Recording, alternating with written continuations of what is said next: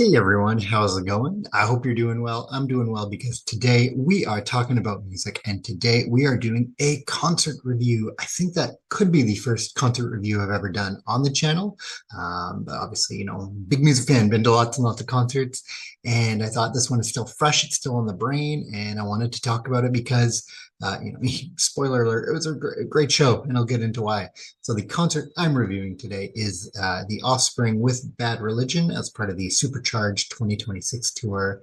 They came here to Victoria, British Columbia, Canada, playing at what we call the SOFA or the Save on Foods Memorial Arena on January 22nd, 2026. And I'll just get into it. It was a great show.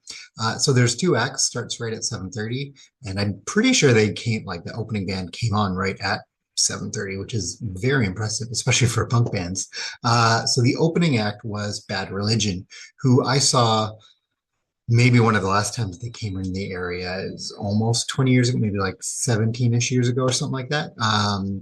Put on a great show. They're one of those kind of evergreen bands. They always put on a great show. They always put out high quality music. And this was a great set. They played, I think, about 19 songs in total from all over their career. I'd say it skewed more into their earliest records, but they kind of made sure to have representation from almost every album. I don't know if they hit every album, but there's one song at least from a smattering of albums. Um, I mean, they played the big hits you'd want to play, Los Angeles is Burning, 21st Century Digital Boy, No Control, American Jesus and Sorrow is how they closed it out. So, the big tunes for last, but they did a great set. Um, Not a whole lot of crowd engagement and interaction, which is fine. They're not kind of one of those bands that just sort of get up and play. And it was fantastic. I really liked their opening crawl. Obviously, it was an arena show, so they had a big screen behind them. Um, they used it really well entirely, but they had sort of a Stranger Things inspired opening and closing, which really set the tone. I thought that was really well done. But I mean, always a great band, love their music, and it was a pretty good set list. It's some, deep cuts, some of their bigger tunes. I was really happy with kind of their whole show and performance. And, maybe they'll come back in another 15 years or something and we'll catch up with them then. The next up was The Offspring, who came on right at 8:55. Now, one thing I noticed, so the tickets were pretty good deal, pretty good value for how much myself and my spouse paid for them. And right away, so during intermission, it was like a sports arena, like a sports game. They had a blimp flying around. Um, they had a kiss cam, a booty shaking cam, a look-alike cam. They had, getting dancing activities. They had a t-shirt gun.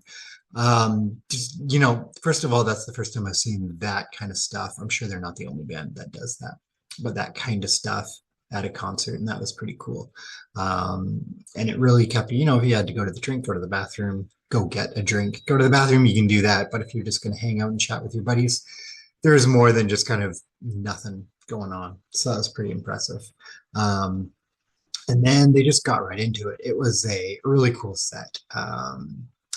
I would say it sounds weird and I have to clarify, but one of the best value concerts I've ever been to. And what I mean by that, and I'll get into the music after, but just the stage show. Again, they had multiple uses of confetti cannon. They had these awesome inflatable skeletons with light in them, and they breathed out smoke. They had obviously great use of the screen and lighting behind them. They had inflatables, they just other kinds of inflatables as well. Just like considering how much we paid, it's kind of like, yeah, like that was a great show. So you leave and you're like, yeah, like they put everything into it. Whoever, the production team or however much input the band has, put a lot of thought and care into kind of the show they're going to present to you as a fan. So I will get into their set list. So they played 20 songs, came on right at 8:55, according to the set list website I'm looking at. And it was very impressive again. So it's part of their Supercharged tour. So they just put out a new album that's actually quite good. Give it a listen. I really enjoy it. Similarly, they kind of played a little bit of everything. They definitely stuck to, I think, what they feel fans want most from them. So a lot from Americana and Smash. Um, I would say that kind of made up not the majority of the set list. That was maybe a little bit under half. But in terms of kind of where they're drawing a lot of the music they're playing from, definitely Americana and Smash, which makes sense. They did only play two songs from their new album. I'd say maybe a couple more would have been nice. But they played, a track from Conspiracy of One, a track from Ixnay on the Ombre, stuff like that. So that's kind of cool. All right. And I do have the set list here, and I'll probably have some images as well. One thing I'll note too is when we get to that is there's a lot of stops and starts, a lot of stage banter, which is great. And obviously it's the same banter and the same bits they do for the whole tour, but they do a good job of making it seem like that's not the case. So they start with Come Out and Play, big hit. Want You Bad from Conspiracy of One, another big hit. And then they played Looking Out for Number One, which is the opening track from their new album. And that's, I think, a really nice song. I like that one a lot. Staring at the Sun follows, and that's one of my favorite songs by the Offspring. So I was really happy to do that. And then they get into a medley with their track Hit That, which I'm not a massive fan of, into Original Prankster, which is great. I'm also not a massive fan of, and I'm curious, do they mush those together because they know other people, they were big hits, but one of those sort of divisive hits of like, when did you jump on to being a fan of this band? Because that might influence, what eras and what type of punk or pop punk you want to hear from them. So that was good. And they played Hammerhead and Make It All Right.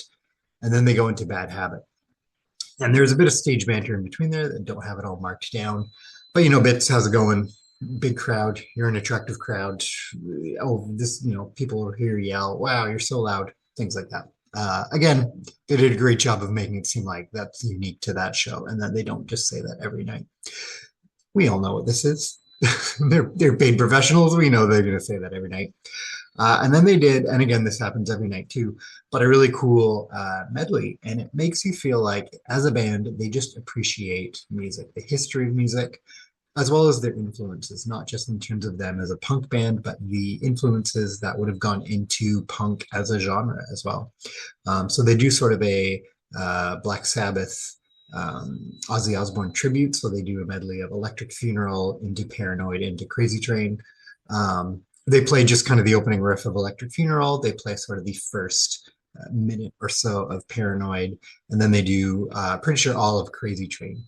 And that was really impressive too. I've tried a couple times to upload that specifically just as a video on YouTube and keep getting copyright claim every time. So maybe I'll have that quietly playing up somewhere.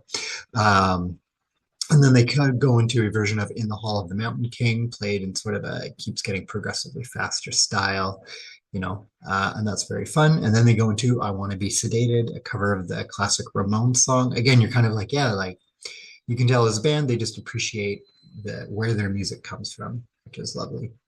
And then they do Gotta Get Away into a drum solo. The reason for that drum solo is they then bring a piano on stage. And as curious as you can see it kind of being wheeled out during the drum solo, why are they bringing a piano on? I haven't listened to, a lot of their discography, especially a lot of their newer stuff. It's like maybe there are ballads I'm just not aware of. But what they do is they do a very touching acoustic version of their song, Gone Away, which, I mean, lyrically, even the faster version you can understand is very impactful, but definitely the lyrics hit a lot more specifically when it's kind of slowed down, and that's the focus with just a piano, with the band coming in, I think, partway through and then easing out again. That's a great song. And then I was like, that was a lot of work. That involved a lot of people and effort just to bring a piano on, and I don't think they have other songs with piano. So what are they going to do? They did a Beatles cover of Hey Jude, which again, I'm like, okay, like you can understand. Obviously, you don't hear Beatles influence in their music, but I think any rock musician owes a great debt to the Beatles. And so that was kind of cool. I don't know if the Offspring are the band to do the best version of a Beatles song, but something like Hey Jude, you're going to get the crowd singing along. It was great. So there was a mosh pit up front that turned into more like a hugging pit, people kind of all grabbing each other, swaying back and forth and singing. And then from there, I think we're on track 16 now of the 20. So we're getting ready to kind of close out the set. So they're just going to close out with the big songs that they haven't done yet. So Why Don't You Get a Job, Into Pretty Fly for a White Guy, obviously a lot of people, myself included, that's when you first heard of the Offspring from the Americana album. People dressed up in the crowd like the white guy. That was kind of fun. So you get these big inflatables and then the cam looking for all the lookalikes, which was great. And then they kind of closed out before the encore with "The Kids Aren't All Right." Again, it's fascinating. Like, I know that song. It's a big song. But as far as I know, it wasn't one of their biggest, but that just got the crowd going, and it's fascinating. It's really cool to see, like, when did people jump on board on a band? The song that I know is a big hit is probably the massive hit for someone else, and that's cool. And then they did their encore, and they didn't do the whole waiting bit. They kind of, you very clearly could tell, went off stage, toweled off, had a drink of water, something like that. Um, Came right back on. They played "You're Gonna Go Far, Kid," which is, I would say, a newer hit for them. I think if you're wondering, what have the Offspring been up to since the last time I heard of them in the 90s or early 2000s, give that track a listen. "You're Gonna Go Far, Kid." Again, they brought the blimp back out to say part of the chorus, which is very, very fun. Um, and then they closed out with the big hit from Smash, their '94 album, "Self Esteem," which is interesting because it's a slower song, almost grungy.